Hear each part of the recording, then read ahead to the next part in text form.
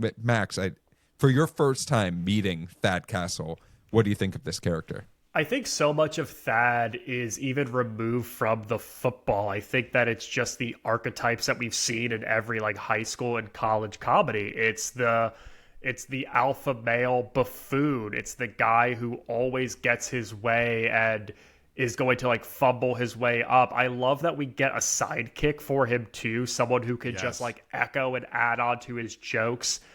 And yeah, I mean, everything that Thad Castle does feels like a trope that we've seen in 40 plus years of comedy. Because when we see actual football scenes, very little football in this pilot.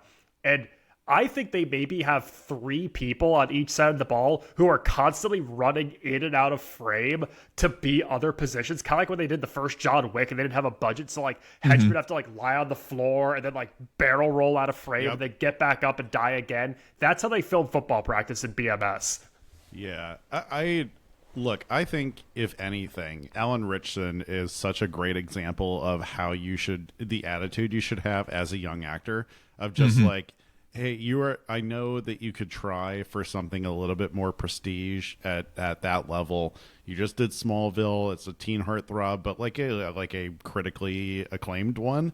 But you get the chance to be a lead on a show. That's a massive opportunity. And the fact that he just goes for it in every single scene is honestly, it is pretty inspiring to see how he manages that. Well, and Darren Brooks, who plays Alex Moran, he was a soap actor before this as well. And so I think what you're seeing is a lot of people who came to this where they wanted that break. I mean, even Ed Marinero, who we talked about, the former football player turned actor, he was like Hill Street Blues and cop dramas and things like this. So you have a lot of people who are coming from more serious backgrounds and are just game to play.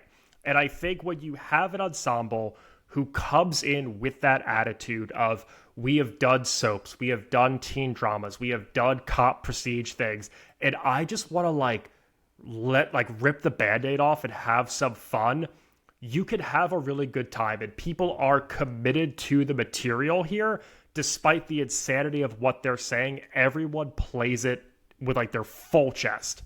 And let's also remember too that that Darren Brooks is fresh off a Emmy win for Days of Our Lives right before he joins this TV show, which is like, I mean, I can't imagine how many shows that that Spike actually greenlit, because it is an expensive thing to start producing your own content and stuff that's like brand new and like, you know, not a particular like documentary like Guy Code style show or anything like that. This is a big swing, and they did actually get good people for this. Well, let's talk a little bit more about having fun, right? Because this show we talked a little bit about football. We are talking about hijinks.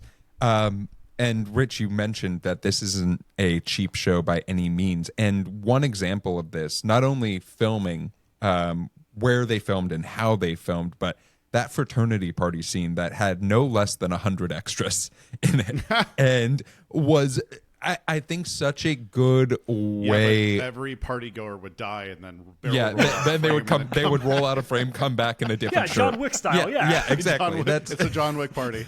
Yeah, that's what happens when you're on a set. They're like, oh, this is a John Wick production. No, Keanu isn't here. You have 3 shirts available for you to change into every single time. But I think that this party scene is a really important one for this entire show, because it shows us a lot about character motivations, leaning into the buffoonery of a scene. And it also is probably one of my favorite, this is such a weird sentence to say out loud, but one of my favorite beer pong scenes I've ever seen in any form of media. Top 50 at least, dude. Yeah, Top 50. Well, I say that because like literally we could talk about some of the Animal House and like National Lampoon style movies and how they've depicted this, but this is really a fun way of showing like the idea of competing against one another, seeing these actors and like how they're embracing the concept of fun versus having a amateur job, but it's really a job in school.